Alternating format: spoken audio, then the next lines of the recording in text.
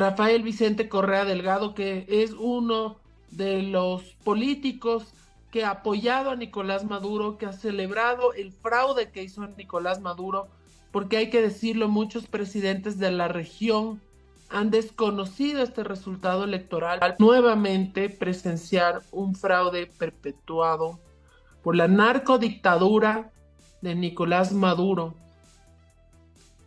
Realmente los tiempos que se han vivido en Venezuela no han sido fáciles. Muchas veces han intentado liberarse de este régimen y han tenido que ver cómo se ha derramado sangre inocente que salía a protestar en las calles por su libertad.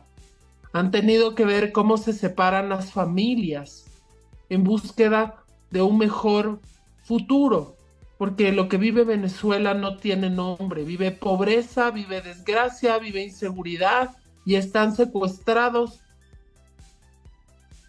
por Nicolás Maduro y por sus secuaces. En días anteriores, nosotras, por invitación de María Corina Machado, del comando opositor, del verdadero presidente de Venezuela, Edmundo, acudimos para apoyar en este proceso democrático, para que se pueda dar con transparencia, para que nosotros podamos ser testigos de lo que sucede en la jornada electoral. Mi compañera asambleísta Iris Triviño y mi persona fuimos expulsadas de Venezuela por órdenes del mismo Nicolás Maduro. Nos quitaron nuestro equipaje, nuestros recursos, fuimos forzadas. Nunca nos dijeron qué era lo que estaba haciendo con nosotras, nunca nos dijeron hacia dónde nos dirigían. Yo no me quería mover porque qué tal que me querían desaparecer. No nos dejaban comunicarnos con Cancillería, no nos dejaban llamar a nuestros familiares.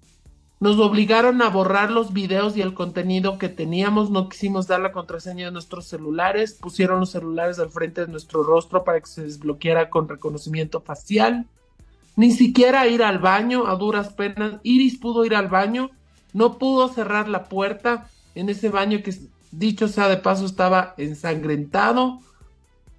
Son situaciones muy duras las que se viven en Venezuela. Nosotros vivimos los atropellos del régimen de Maduro apenas horas. Los venezolanos viven esto durante 25 años y por eso es que prefieren salir caminando con sus hijos en brazos, porque saben que protestar ante Nicolás Maduro es como hablarle a una pared, porque además el dictador tiene en su poder a la mayoría de las fuerzas armadas, a generales vendidos y serviles que se ponen del lado de la dictadura y que no hacen respetar a su pueblo.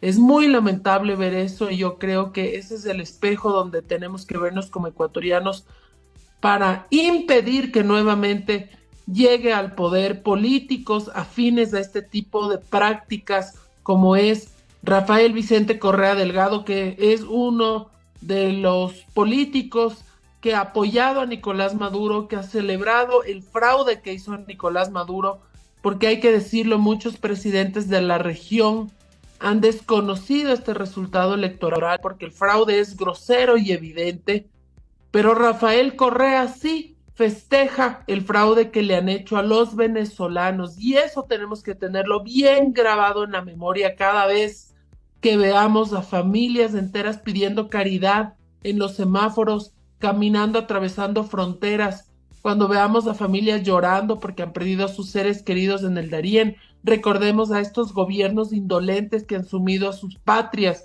en estas situaciones tan difíciles y dolorosas. Anita, ustedes llegan, narremos un poco, llegan al aeropuerto y ¿qué es lo que pasa? Presentan los documentos, ¿qué argumento dicen? ¿Qué información tienen ellos para decir, bueno, van de regreso nuevamente a Ecuador? ¿Por qué? O sea, ¿cuál es la pregunta? Si ustedes se habrán preguntado, ¿pero por qué? ¿Y qué respuesta dan? Le voy a decir brevemente cómo sucedió ese día. En primera instancia salimos desde Tababela, el aeropuerto Mariscal Sucre, viajábamos con 3 maletas, 2 de mano y una grande que se iba en bodega. Esa salió desde Quito. Tomamos nuestro avión con destino final Venezuela, pero que hacía escala en Bogotá. Eran 3 horas de escala, llegamos a Bogotá, no teníamos que hacer migración porque solamente era de paso. Estábamos esperando nuestro vuelo y ahí nos dijeron que no podíamos tener nuestras maletas de mano con nosotras.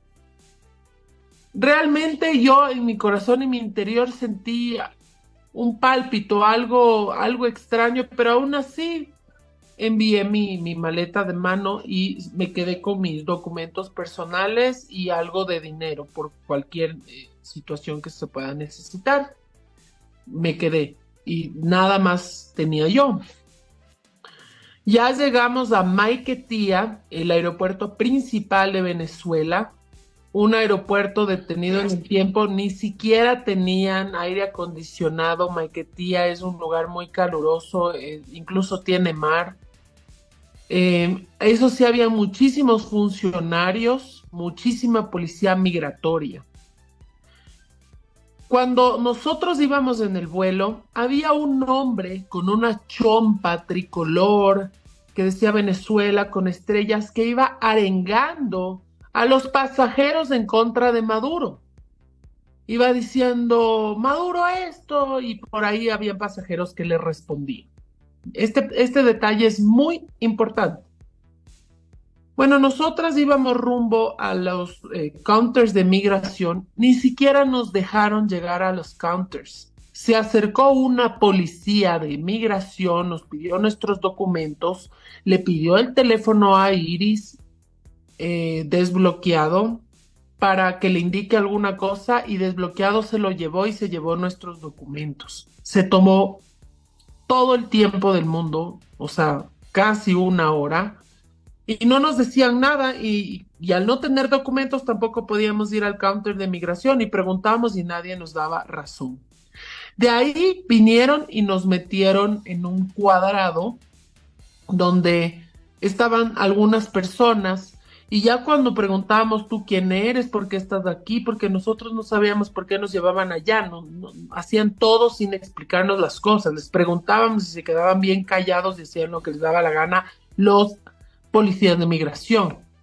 Y al preguntar nos topamos que ahí había una senadora colombiana. Después preguntábamos, había una periodista. Más allá preguntábamos, estaban diputados de España. O sea, ya nos empezamos a dar cuenta que nos estaban separando para no dejarnos entrar a Venezuela. Después, a mí no me dejaban ir ni al baño. A Iris no sé cómo le dejaron irse al baño. En el baño ni siquiera le dejaron cerrar la puerta. No, de hecho no había puerta para cerrar, ¿no? Un baño que estaba ensangrentado. Y al lado, sin poder cerrar la puerta, policía migratoria. Porque la idea de Iris era lograr entrar al baño y poder llamar a Cancillería, a familiares, algo, para poder manifestar lo que nos estaba pasando, pero no pudo hacerlo. Sale nuevamente. No nos dejaban sacar nuestros teléfonos para informar lo que estábamos pasando, y nos dicen unos hombres que les acompañemos. Pero hasta ahí tenían buena actitud.